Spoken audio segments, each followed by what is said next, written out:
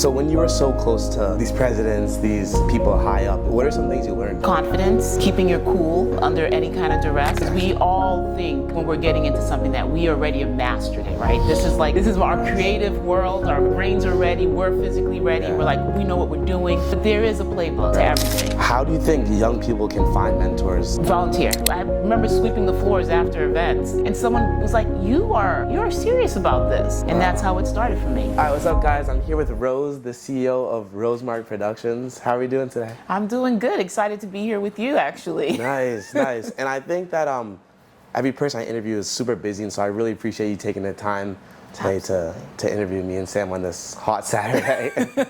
Nothing better than to be here on a hot Saturday getting interviewed, so it's all good. Nice. And so we know each other through my dad, right? So I think you guys did mortgages together for a little bit, and so he connected us. But do you mind kind of bringing us back to like the start of RoseMark Productions and what that kind of looked like? Sure, yeah. I've known actually your dad for what, 20 years now? So, which is very, very scary. Yeah. Actually remember you when you were a child, like just running around at the soccer field, so this is so serendipity. But so no, I started events. I actually did mortgages and taxes, and that was kind of my bread and butter. Yeah. But when I got to get away, I liked to volunteer, and I did like a lot of events, right? So like I would do political events as a volunteer, and I loved it. It's just like that was kind of my getaway, my happy place, my hobby. Wow. And the more I did, the more I fell in love with the lights and the cameras and all the stuff. Yeah. And I found myself volunteering on larger scale political campaigns until eventually I started volunteering on the Hillary Clinton campaign in 2008. Wow. And that turned into a job. And I said, oh my God, I could get paid to do what I love. And so that was kind of my intro to like big political events. I see. And throughout the years, after Hillary, I went on to President Obama's re-elect campaign. That went on to that. I stayed with him as a job. As a job, okay, yeah. Cool. And I traveled. No, go ahead. No. So are you still doing the mortgages and stuff while you're doing that? Or no. No. Okay. So now you're only.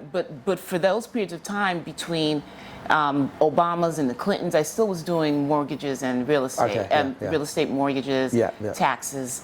But I still felt, I was in love with it, and it was something I could do like a consultant. Yeah. So I was able to still keep my other business and pay my mortgage. But I loved it. I worked for the White House as an advance person, traveling the world, with first class with the president and doing these major events, like in Africa and Israel and all these other different places. And then I joined Mrs. Obama's team and traveled with her for quite some time.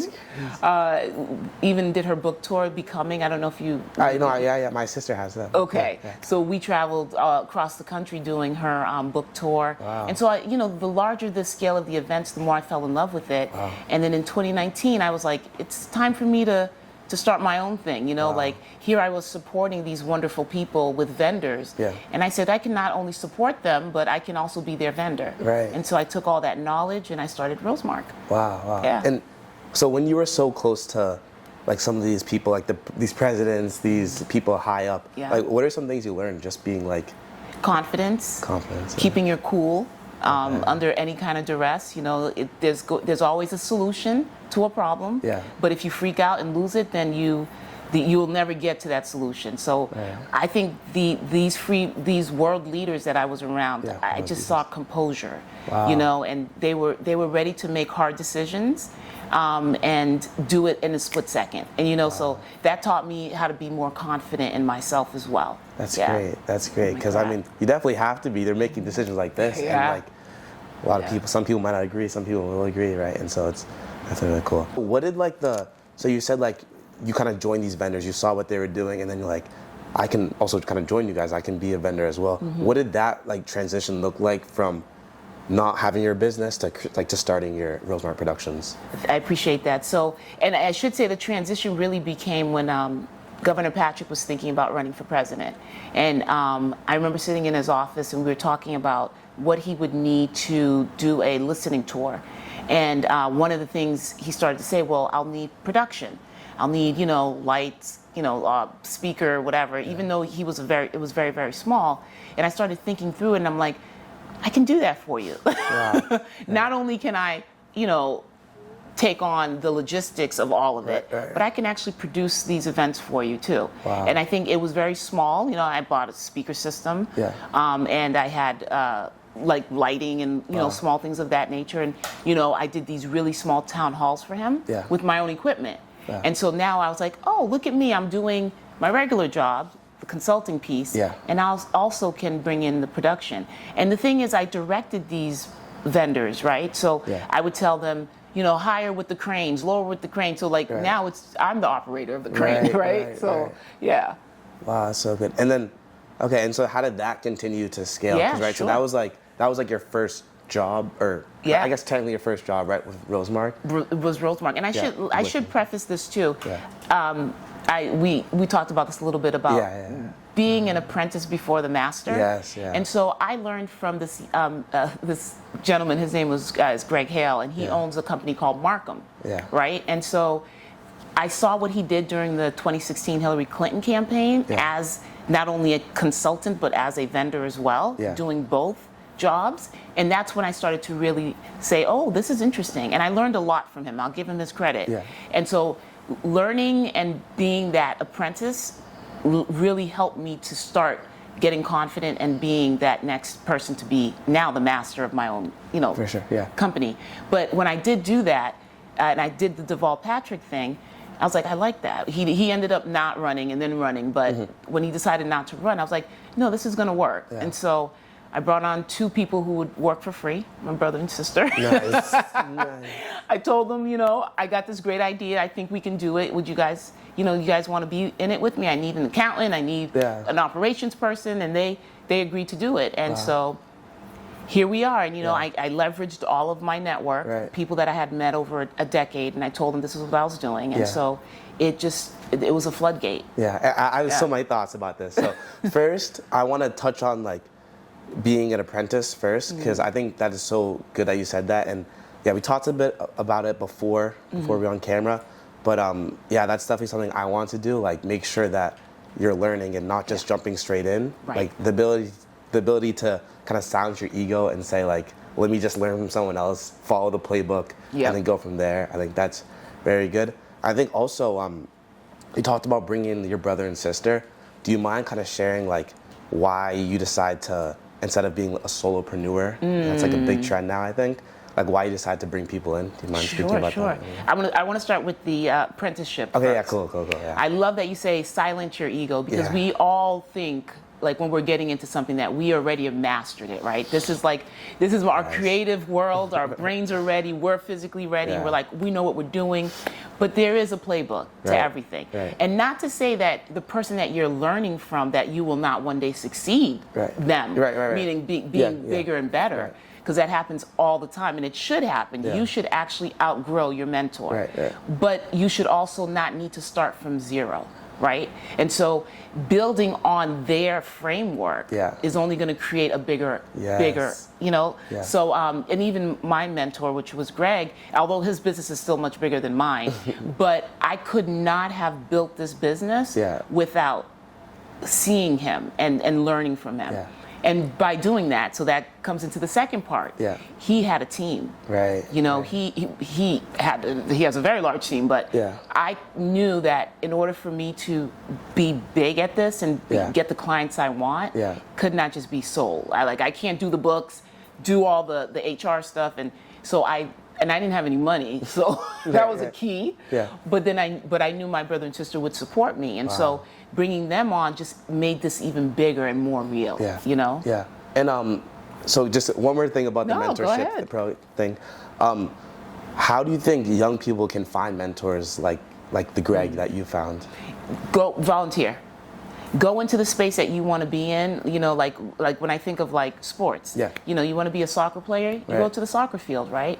You meet talented soccer people. So if there's a niche thing that you're into, find a club, find fellow people online, and and start those conversations. And people will link you with the right people at the right time. I agree. I think environment dictates performance. That's like that. one of like my favorite sayings. I will keep that gem. You're dropping gems. Like that's why I think like what you said, like just being in the right environment can like it's different conversations you're listening to. It's like the goals people are setting are different. They're different, right? It's just a different mindset.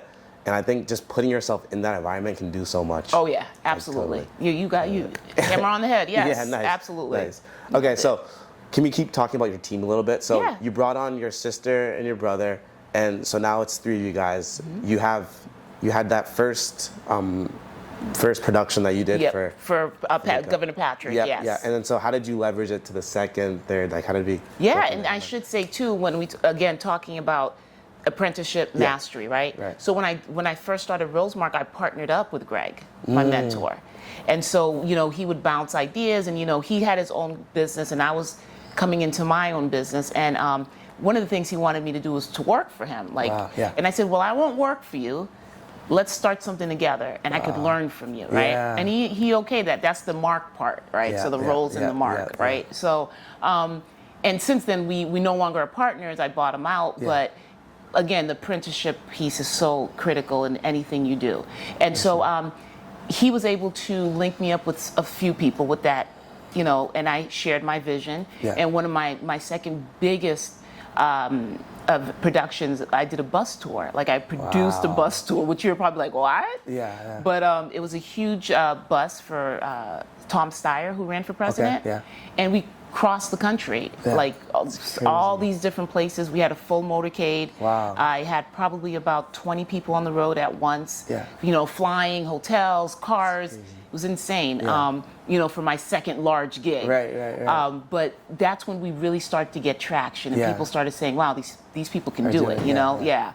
So what like goes into that? Like, what does like your day look like when you're like on the side? We're doing production like I love that you say, what does your day look like? What does my life look like? It's barely, you don't sleep, let's put it that way. But your mind is constantly going, because you're thinking, and when it comes to this type of large scale, high quality, there's no room for error with these events, right? I mean, you're talking about presidents and governors, and everything has to be crisp. And so you're thinking about the smallest things. Do I have enough gaff tape? Did I bring? Not only did I bring the camera, but did I bring up the backup battery? Backup battery, So you're thinking about all those things, even down to like, I got to make sure on the bus he has his water and the right snacks and paper and pens. You're producing everything from the stage to making sure there's pens on the bus. You know what I mean? And so and that kind of engulfs all of the events. It's just every single detail you have to think through it and make sure you're ready to go. And so you're doing all these events for these world leaders, presidents, all this stuff, and you're talking about the details and how important it is to have these small details like locked in.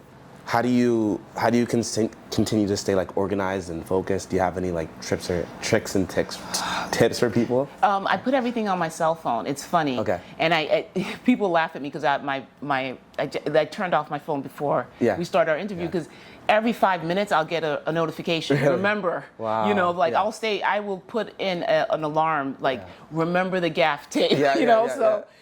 Things like that, and I think this is not for everybody. Like this is a very high stress job, and so I can't say that it's easy, everything is just cool. No, every minute of the day, like my mind is constantly going over and over things. I have work meetings with Shirley and Richard. We work meeting all day, like from 8 a.m. to 6 p.m. And that's just developing what we're about to do. So it's a lot. It takes a lot out of you. But is it? It's fulfilling for you though. I love it. Wow. I don't know how anyone would live without like all of the chaos that we do on a daily basis. We flew to Israel months before. Our team flew to Israel months before the bombings. And one of the biggest tasks we had was to put on a fireworks show with no noise.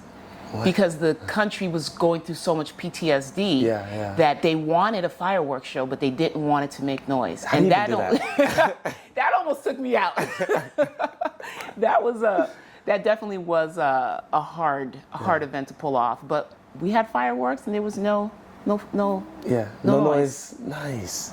No noise. Nice. Yeah. And can I go back to like your upbringing a little bit? So how do you think that helped, and what did that kind of look like? And do you think that helped you kind of become the woman, the leader, the CEO you are today? I love that question.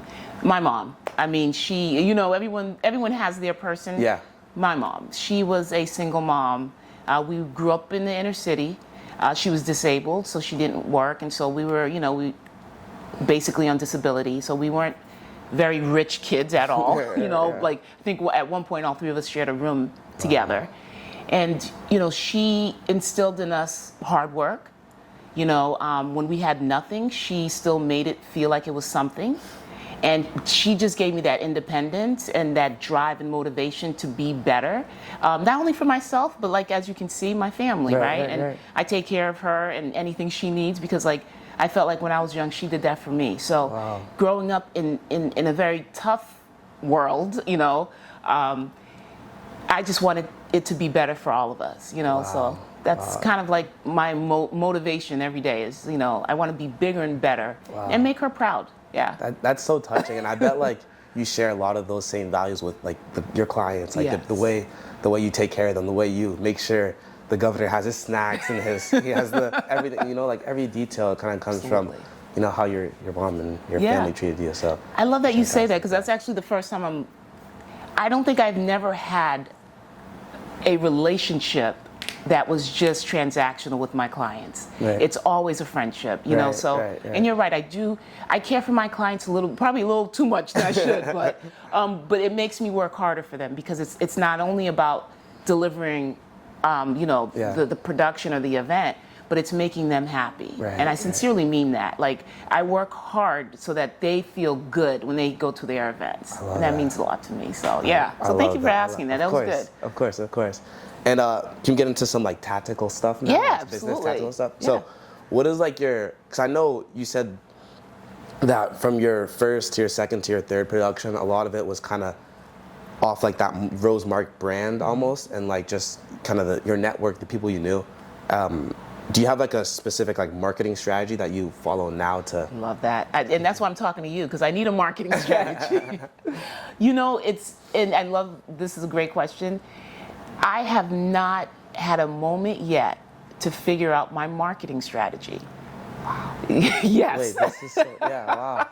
This is all network. This is all word of mouth. This is like, you've got to use this woman. She's amazing. Her team is amazing. And that's basically, it's sadly, I still do my own Instagram. Which is, I don't even know how, and as you can see, it's a pretty sad Instagram page. But I don't have a sales team. Wow. And so I can only imagine if I actually push the buttons on that, how the floodgates would even open wider. So and that's something that we as a company need to do better and grow at, and we've definitely seen that that's needed. And so I'm looking forward to that piece, marketing piece. So I really like that, but I kind of like how you've grown to this point. Like, a lot of it you said is off word of mouth and referrals. I think to have so many referrals like you've had, you have to make sure you're doing a great job taking care of your clients and giving them the best service. So I agree that marketing is like, and making sure you have a marketing push is very important. But it's so interesting like that you can grow if you have a good product, you have a good, your good relationship with your client. That's so interesting. It's a thing. I feel like a lot of people today are like, all right, you're not doing, you're not, and I'm like, oh, I need to do that because. But you're right. It's word of mouth. Like it's like, hey, governor told me. President told me. And so, like I said, we were in Israel for the prime minister and the president of Israel. And that wasn't hey, that Instagram page is cool, right? Right. It wasn't that. It was more like these people are capable of going international and producing this type of event. And so how do these world leaders get in touch with you? Do they just email you? They're people. They're people. So I'll get an email from a chief of staff or someone saying, hey, you know, we got your information. We'd love to sit down and talk to you and do an interview. And that's when you know, you got this one shot. Yeah. You got to come and perform. And, you know, I'll do a sales pitch. I always do my sales pitches. Yeah. You know, we'll run through my deck. I'll tell you what we provide, things that I've done. Yeah. And then talk about price points as well. Yeah. And then usually that first call seals a deal. Wow. Yeah. Okay. And then I don't know if you're comfortable sharing like how much the contracts kind of are. Sure. Oh yeah, that's fine. I mean, we can have like my largest event. It was over $8 million, and then my smallest event, was 2 months ago, 10,000. Wow. Okay. So you know the gamut ranges, and also I want to say too that a thing that I think keeps us special is that although I've talked to you about all these great events, you know, like we do the Clinton Global Initiative every year in New York. We take over like this beautiful hotel in New York. Yeah. World leaders, the Clintons, everybody's there, you know. 2 years ago we had the Pope. He was our special guest. So, and it's just huge, right? Yeah. But also last month we went to JFK and we did a very small, it wasn't small. It was a very impactful event. It's for a nonprofit. Yeah. They don't have a lot of money. But that doesn't mean that their event isn't just as important as the Clintons, right? They may not have the money, but their work is so vital to the community. Yeah. And I'm not going to charge them what I charge a Clinton, but I'm going to deliver that same product. Wow. And that's what we really hone in on is like, we'll give back to the community and we're going to do it at a top tier level, even if it means we don't make any money, but we pour it into that event so that people could feel good about their event. Yeah. Right. And I think that's like what's super special about business, just the ability to give back, that give back like function, like that feature that you can just help people in your community. Like I absolutely love that. And Hazy, I think you got to remember too, people are watching. Even when you're doing selfless acts and you're out there working hard, picking up ice bags to help, somebody's watching. And even in your good nature, you're propelling yourself. You're learning, you're meeting people, and they're going to be like, that kid's a good kid. You know what I mean? Yeah. And that's what happened to me. Realistically, I remember sweeping the floors after events, you know, and someone was like, you're serious about this. And that's how it started for me. Yeah. So. Okay, that's so cool. And so after someone signs up, after you do your sales pitch, you get the contract pricing, all that stuff. What does like the next steps look like for someone moving forward with your business? Yeah, you know, and in all the beauty of it, it's still a business, and I still have to. So Shirley, who runs our operations, she's also our attorney. She drafts the contract. You know, she goes through legal, all their legals, our legals, whatever. We sign a contract. We get a deposit because we usually do 3 installments: beginning, middle, and days before the event. I see. Yeah. So make sure everything is copacetic. The other piece too that's important is that we pay all of the bills. So we don't look for the client to pay this person and that person, catering or whatever. It's better just to give them to you and then exactly. We take on all billing. And so we've ran up our tab quite a bit. So having good credit and lines of credit is important, business credit, because you can have an event that can cost $1 million and you're out. You know, so you need to have lines of credit, obviously, to handle large-scale events. And so even on our smaller events, like you're not doing anything less than $50K on a line, you know. So I think that's important with business as you develop your own business too.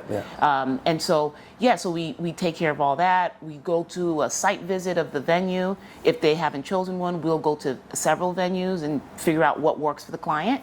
And then kind of go from there. And then we build out the schedules, we build out the teams. And that's the other thing too, is like I'll bring in people, consultants to actually work underneath me. Like, so I'll bring a stage manager, lighting, camera person. Like, so I have people who work.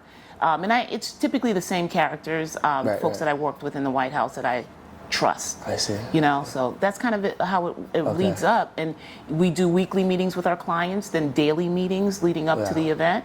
And then it's go time. Nice. What's some like, I don't know the best way to phrase this question, but what's some like people advice you'd give? Like, what do you think is the best way to like communicate? Like communication advice? I don't know. Because like you're communicating with so many people. Soft skills. Soft skills. Oh, okay. I like that. Soft skills. I never heard of that, but okay. That's a really good question.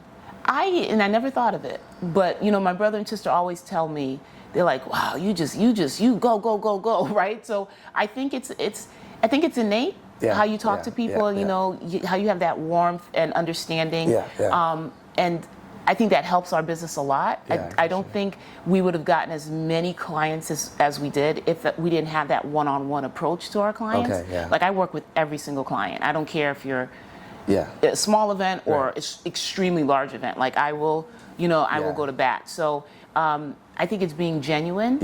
And if you truly love what you do, you're going to be passionate about it. And people know genuine people when they meet them. So And so is it you?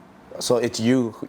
You're the person going to do the sales pitches. You're going in, like, you're in the nitty gritty. You're in the events, kind of making sure everything's.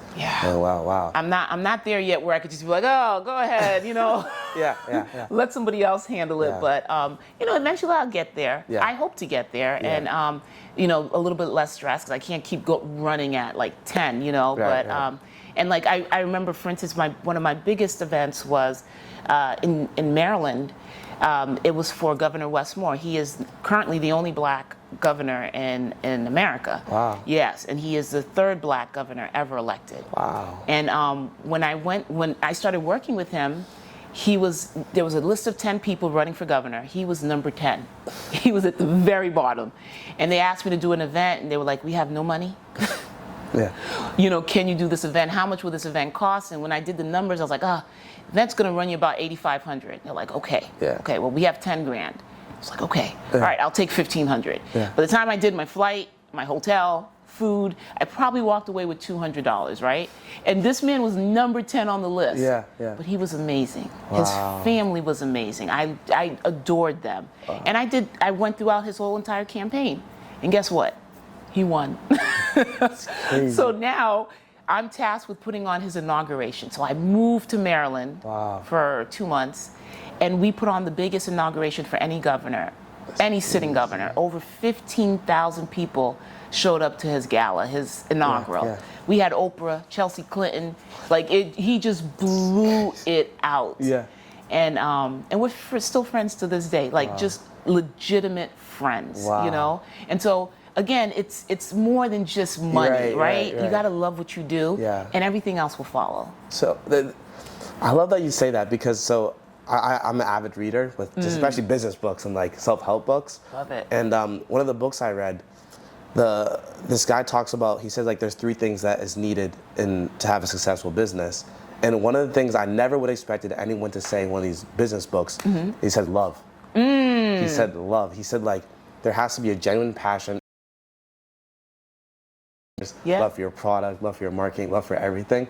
And like, if you don't love it, and if you don't love your customers, then like, why are you doing it? Why are you doing it? And it's so cool, because you said how, like, he was like the 10th on the list, and then so no one really thought he was gonna win, whatever. And then now you're putting, you spent time, money, effort and didn't really get too much of a reward financially at the beginning. And now, look what happened. So look, and that's how the world works, right? And even if he didn't win, I would still have a great friend today. Right. That's so great. Yeah. All right, we have a few more questions. Okay, please. No, go ahead. You're good. All right, cool. This is actually fun. It's so fun for me to learn from you, and I actually love it. Okay, cool. All right, and so we kind of touched on this a little bit earlier, but what would like a day in your life look like right now? I know you said it's more of a calm period, but what does this kind of look like? Typically I start the mornings. I have a little home gym, as you can see. I try to start. Nice. I try to get up early. Nice. Yeah. That's the goal. Get up early, do a little walk. What is early for you? 5 a.m. Okay, that's yes. 5 a.m. to be down here by 5, so I can get a good 45-minute in. And nice. So by 7 o'clock, I'm done. I'm showered, ready to go. I have to get my latte. That's my thing. Nice. And then I'll start the day with calls and. I block off 4 hours, of just like conference calls, Zooms, and things of that nature. And then I have the rest of the afternoon to marry up with my team and just figure out, what event is happening and how we're looking. There's an array of things. I don't mean to interject. Sorry, no, please. So you said conference calls. Who are you? Who are these? Clients. With clients. Yes. So literally, I'll give a client an hour. And so we'll talk through their event. I see. What the processes are, where we are. And then in the afternoon, usually it's either I'll go on site visits or I'll sit down with the team and we'll just get into the, cracking the whip on things that need to be done. I see. And a lot of times too, like my day's filled with events. I actually go to events. Wow, okay. And that's how I network and meet people. And that's how I am promoting my business as well. So. And I don't know if I asked you this on camera, but how many events do you put on per year? Per month? I mean, on a light year, about 30. So like a heavy year, we'll do about 50 events. Wow, and sometimes when we have very large events, like I'll scale down on the small things because it just consumes me with the larger ones. Okay, so, cool. Yeah. So another question I had is, so I looked on your website. Every person I interview, I kind of do like a deep search. You okay? It's like a little bit of stalking. That's good. Stalking is good. But so I saw you kind of have like 5 services type thing. So when should like a new business owner know when to add a new service to their business? If you'll know.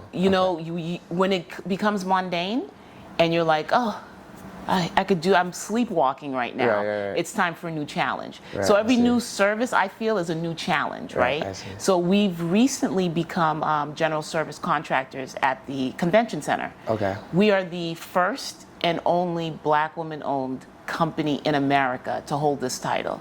Hey, let's go. Let's go. Proud of that. Yeah, proud of that. It was hard work to get in there, but we got in there. Yeah. And it's a challenge. My brain is hurting because it's nothing that I'm used to. It's learning a whole new language in there, and it's making me stronger and smarter. Yeah. So I think as a business owner, if you're starting to be like, oh, another event, or that's when you probably need to either add services or pivot a little bit. And so we did a little bit of both there. For sure. And I have 2 more questions before we call it. So what advice would you give to a new entrepreneur looking to start their own like event production business? Absolutely. It's again circling right back to the front end of this conversation. Learn, be humble, leave your ego at the door, pick up a broom and get ready to give it your all, and you will grow into the boss that you want to be. But if you're coming in there with a big ego, I'm too good, then you'll never succeed in not only in event production, but anything you do as an entrepreneur, unless you're daddy's hooking it up, you know what I mean? But if you're coming in and you really want to fight and get in there, be ready to do the most grunt work, and that's where you're going to learn the most.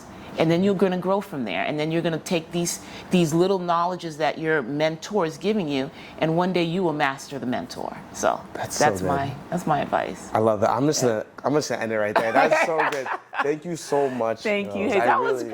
Really appreciate it. I appreciate you. Perfect. You're making my mind. I love that. That was great.